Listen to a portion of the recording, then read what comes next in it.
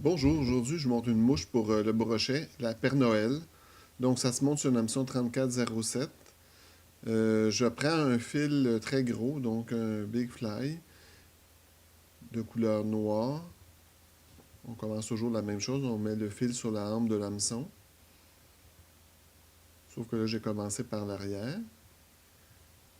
Et on va installer un fil 25 livres test, un monofilament, sur le côté de l'hameçon. On le met de chaque côté. À l'arrière, on va faire une espèce de boucle. Ça va servir à tenir la queue de cette mouche-là. Donc, on installe le fil. Une fois qu'on a la bonne mesure, on le met sur le côté de l'hameçon.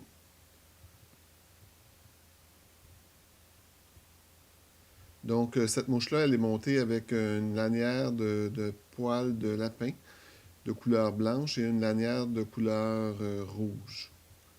Donc, on va commencer par installer à l'arrière la première lanière. Donc, environ deux fois la longueur du corps de la mouche.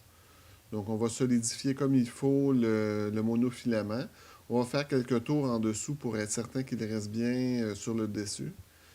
Et on met du fil pour construire la mouche, le corps de la mouche. Parfait. Donc, une fois que notre tablette est installée, c'est comme un genre de tablette sur laquelle va reposer la lanière de lapin. Donc, je l'avais déjà mesurée. Donc, elle a deux fois la longueur de la hampe. Et je l'installe solidement. Donc, on fait plusieurs tours.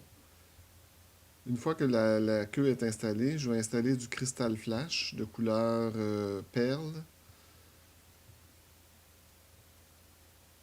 Donc, une bonne pincée, là, je dirais une douzaine de fibres que je mets de chaque côté de la queue. Ça donne beaucoup de brillance à la mouche dans l'eau.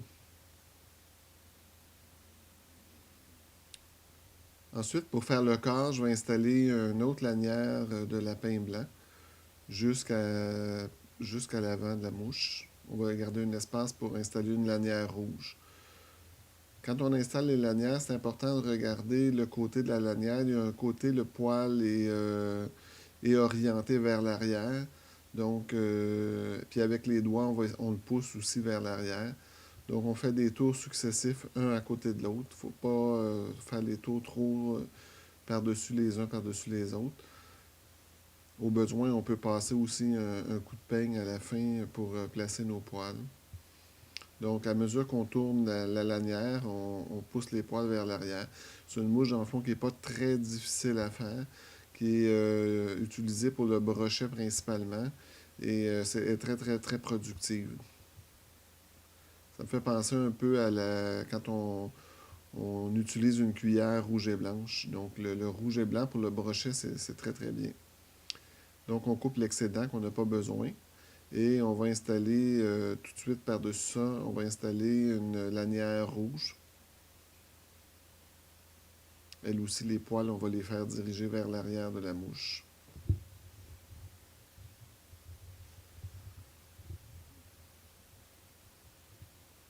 On peut faire différentes couleurs, mais disons que blanc et rouge, c'est très efficace pour le brochet.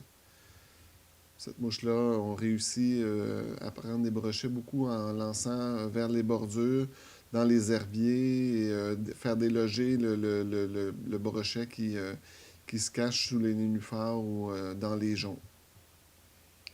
Donc, pas nécessaire de faire beaucoup de tours, là. Deux ou trois tours, c'est suffisant.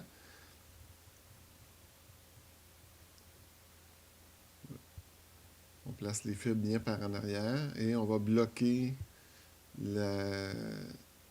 par plusieurs tours de fil quand même. Donc, on va installer quand même plusieurs tours de fil pour s'assurer que c'est bien solide. Parce que le brochet, à force de capturer des brochets avec cette mouche-là, elle peut se briser. Donc, c'est pour ça aussi un peu que j'utilise un fil de catégorie de grosseur. On n'est pas habitué d'utiliser dans le montage de mouches.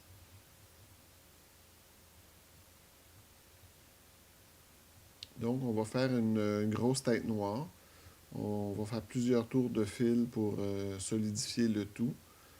On va essayer que notre tête, que notre œillet reste libre et qu'il ne soit pas bouché par des poils.